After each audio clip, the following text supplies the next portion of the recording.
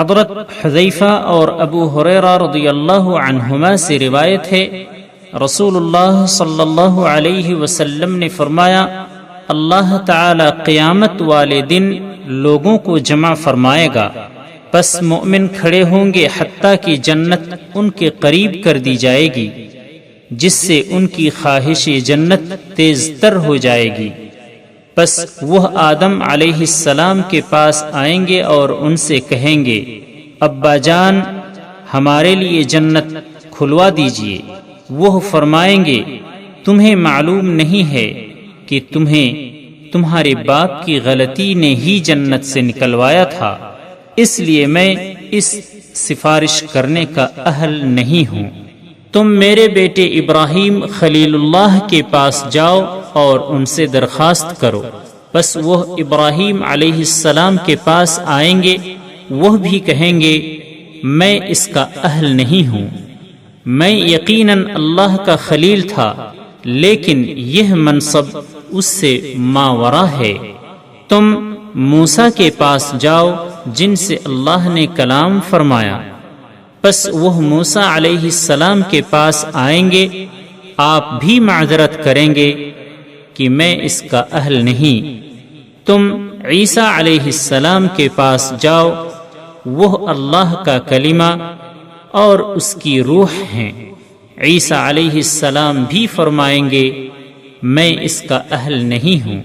پس لوگ محمد صلی اللہ علیہ وسلم کے پاس آئیں گے، چنانچہ آپ کھڑے ہوں گے اور آپ کو اجازت دی جائے گی، اور امانت اور صلہ رحمی ان دونوں کو چھوڑا جائے گا۔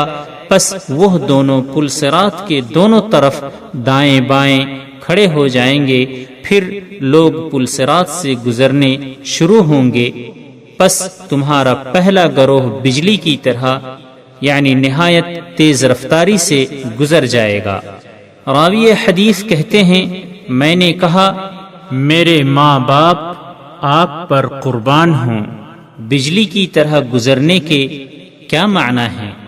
آپ نے فرمایا، کیا تم نے نہیں دیکھا کہ بجلی کس طرح پلک جھپکتے میں گزر جاتی اور واپس آ جاتی ہے؟ پھر دوسرا گروہ ہوا کے گزرنے کی طرح، پھر پرندے کے گزرنے کی طرح لوگ گزر جائیں گے، اور پیادہ تیز دوڑنے والے مضبوط ترین آدمیوں کو ان کے اعمال لے جائیں گے۔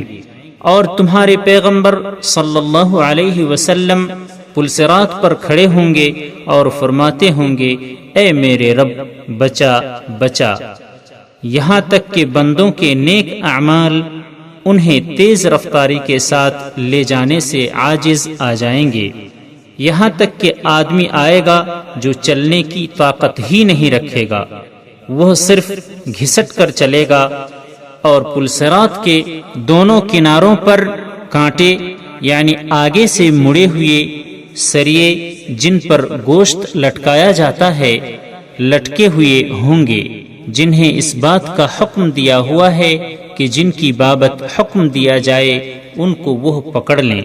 پس بعض گزرنے والے زخمی ہوں گے لیکن نجات پا جائیں گے، اور بعض کو اندھا کر کے جہنم میں ڈال دیا جائے گا۔ قسم ہے اس ذات کی جس کے ہاتھ میں ابو ہریرہ رضی اللہ عنہ کی جان ہے، یقیناً جہنم کی گہرائی 70 سال کی مسافت کے برابر ہے۔ مسلم۔ سبسکرائب کیجئے ہمارے چینل اور دبائیے بیل کا آئیکن تاکہ آپ کو ریگولر نوٹیفیکیشن اپڈیٹس مل سکے۔